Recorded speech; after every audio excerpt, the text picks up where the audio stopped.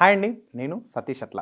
మన ఛానల్ని సబ్స్క్రైబ్ చేయండి, షేర్ చేయండి, లైక్ చేయండి, కామెంట్ చేయండి. మనము నిన్న మొత్తము ఈ 2 రోజుల నుంచి దాదాపుగా మనం హిట్ అండ్ రన్ అని చెప్పేసేసి దేశవ్యాప్తంగా కూడా ఇతర రాష్ట్రాలలో మొత్తం ఓవరాల్‌గా సమ్మె ఎవరైతే హెవీ వెహికల్స్‌కి సంబంధించినటువంటి వాళ్ళు ఉన్నారో వాళ్ళంతా కూడా దేశవ్యాప్తంగా సమ్మె చేస్తున్నారు అన్నట్లుగా దేశవ్యాప్తంగా పెట్రోల్ బంకులు కానీ ఇంకా ఇతరత్ర దానికి సంబంధించి మనం వింటా ఉన్నాం.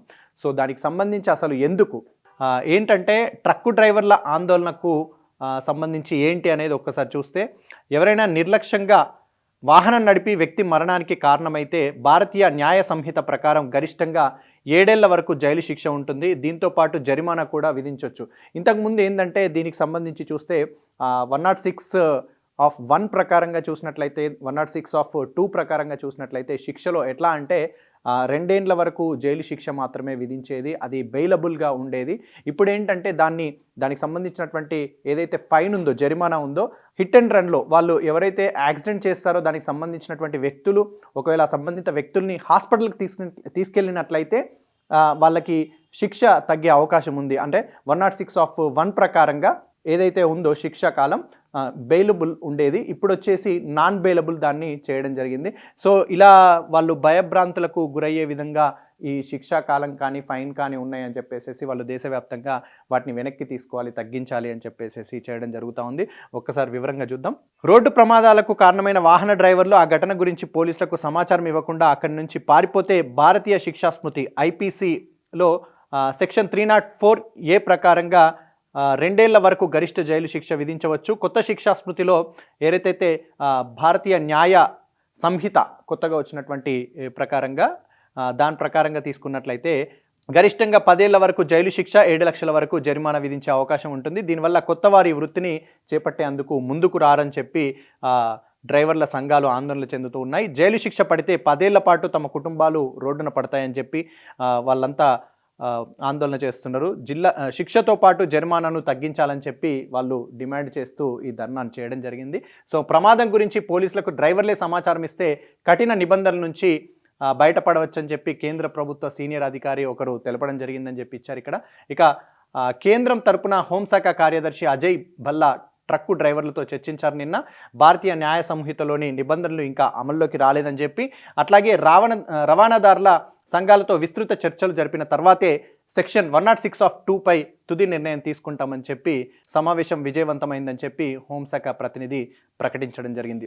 పలు బంకుల్లో నో స్టాక్ బోర్డులు తెలంగాణ వ్యాప్తంగా సుమారు 3,500 పెట్రోల్ బంకుల్లో ఇవి పెట్టడం జరిగింది. గ్రేటర్ హైదరాబాద్లో పరిధిలో నిత్యం 50 లక్షల లీటర్ల వరకు డీజిల్, 40 లక్షల లీటర్ల వరకు పెట్రోల్ విక్రయాలు జరుగుతూ ఉంటాయి. ట్రక్కు డ్రైవర్ల ఆందోళన నేపథ్యంలో ఇంధనం కొరత ఏర్పడుతుందంటూ సామాజిక మాధ్యమాల్లో ప్రచారం కావడంతో రాష్ట్రంలో వాహనదారులు ఒక్కసారిగా బంకులకు పోటెత్తడం జరిగింది. సో ఇది అన్నట్టు డ్రైవర్ల ఆందోళనకు కారణం ఏంటి అని చూస్తే ఇంతకీ హిట్ అండ్ రన్ చట్టంలో ఏముంది అనేది దానికి సంబంధించినటువంటి ఇంతకుముందు చెప్పుకున్నాం. So Indian penal code IPC స్థానంలో కేంద్ర ప్రభుత్వం కొత్తగా భారతీయ న్యాయ సంహిత చట్టం తీసుకురావడం జరిగింది. సో త్వరలోనే ఈ కొత్త చట్టం అమల్లోకి కూడా రానుంది. అయితే హిట్ అండ్ రన్ కేసులకు సంబంధించి కొత్త చట్టంలో ఉన్న శిక్ష, జరిమానాపై ట్రక్కు డ్రైవర్లు తీవ్ర అభ్యంతరం వ్యక్తం చేస్తున్నారు. కేంద్రం జైలు శిక్ష, జరిమానా మొత్తాన్ని తగ్గించాలని చెప్పి వాళ్ళు డిమాండ్ చేస్తూ ఈ ఆందోళన చేపట్టడం జరిగింది. మోడీ సర్కారు వైఖరికి నిరసనగా ఈ దేశవ్యాప్తంగా ఆందోళనకు దిగారు. ఫలితంగా ట్రక్కులు, లారీలు ఎక్కడికక్కడ నిలిచిపోవడం జరిగింది. ఇంధనం సరఫరా నిలిచిపోవడంతో పెట్రోల్ బంకుల వద్ద కూడా కిలోమీటర్ల మేర క్యూ లైన్లు కనిపిస్తూ ఉన్నాయి. డ్రైవర్లు ఆ చట్టాన్ని వ్యతిరేకించడానికి కారణం ఏంటి, ఇంతకీ హిట్ అండ్ రన్ చట్టంలో ఏముందనేది మనము మన మైక్ టీవీ వెబ్సైట్లో రాయడం జరిగింది. దానికి సంబంధించి ఒకసారి చూడండి. భారతీయ న్యాయ సంహిత ప్రకారం హిట్ అండ్ రన్ కేసులో ట్రక్కు డ్రైవర్లకు భారీ శిక్ష పడనుంది. అంతేకాదు రోడ్డు ప్రమాదాలకు కారణమైతే విధించేటటువంటి పెనాల్టీని కూడా భారీగా పెంచారు. హిట్ అండ్ రన్ కేసులో డ్రైవర్ దోషిగా తేలితే 10 ఏళ్ల జైలు శిక్ష పడే ఛాన్స్ ఉంది. దాంతోపాటు 7 లక్షల వరకు భారీ జరిమానా కూడా విధించేలా కొత్త చట్టంలో మార్పు చేశారు. ప్రస్తుతం అమల్లో ఉన్న ఐపీసీ సెక్షన్ ప్రకారం కేవలం హిట్ అండ్ రన్ కేసులో కేవలం 2 ఏళ్ల జైలు శిక్ష మాత్రమే ఉంది. కానీ నిర్లక్ష్యంగా వాహనాన్ని నడపడం, ర్యాష్ డ్రైవింగ్ వల్ల జరిగే ప్రమాదాలకు కొత్త చట్టంలో 7 ఏళ్ల జైలు శిక్షతో పాటు భారీ జరిమానా విధించనున్నారు. ఒకవేళ ప్రమాదం చేసిన వ్యక్తి ఘటన నుంచి ఫిర్యాదు చేయకుండా పారిపోయిన ఆ శిక్షను 10 ఏళ్లకు పెంచనున్నారు. దీంతో పాటు 7 లక్షలకు ఫైన్ కూడా విధిస్తారు. ఇదిలా ఉంటే కొత్త చట్టంపై ట్రక్కు డ్రైవర్లు తీవ్ర అభ్యంతరం వ్యక్తం చేస్తున్నారు. ఇది భారీ వాహనాలకు వ్యతిరేకంగా ఉందని అంటూ ఉన్నారు. శిక్ష పెంపు, భారీ జరిమానా విధించడాన్ని తప్పుపడుతూ ఉన్నారు. ఇలా చేస్తే భవిష్యత్తులో ఇంకెవరు డ్రైవింగ్ వృత్తి వైపు రావని చెప్పి ఇంతకుముందు మనం చెప్పుకున్నట్టే. అట్లాగే మరోవైపు ప్రమాదంలో గాయపడిన వారిని తాము హాస్పిటల్ తీసుకెళ్లే ప్రయత్నం చేస్తే వారు జనం తమపై దాడి చేస్తారని చెప్పి ఆందోళన వ్యక్తం చేస్తూ ఉన్నారు. ఈ క్రమంలో చట్టంలో మార్పు చేయాలంటూ ట్రక్కు, ప్రైవేట్ బస్సులు, క్యాబ్ డ్రైవర్లు ఆందోళన చేపట్టడం జరిగింది. సో దానికి సంబంధించిన చట్టాలు ఎట్లా ఉన్నాయి ఏంది అనేది ఒక్కసారి మనం ఇప్పుడు చూద్దాం. భారతీయ న్యాయ సంహితలో చూసినట్లయితే సెక్షన్ 106(1) ప్రకారంగా 5 సంవత్సరాల వరకు శిక్ష పడే అవకాశం ఉంది. అట్లాగే సెక్షన్ 106(2) ప్రకారం చూస్తే హిట్ అండ్ రన్ కేసుల్లో 10 సంవత్సరాల వరకు శిక్షను విధించే అవకాశం ఉంది. సుప్రీంకోర్టు చేసిన పరిశీలన కారణంగా హిట్ అండ్ రన్ కేసుల్లో శిక్షా కాలాన్ని 10 సంవత్సరాలకు పెంచారు. అజాగ్రత్తగా వాహనాలు నడిపి ప్రమాదాలు చేసి ఎవరైనా చనిపోయేలా చేసి అక్కడి నుంచి పారిపోయే డ్రైవర్లపై కఠిన చర్యలు తీసుకోవాలని చెప్పి సుప్రీంకోర్టు పలు కేసుల్లో పేర్కొనడం జరిగింది.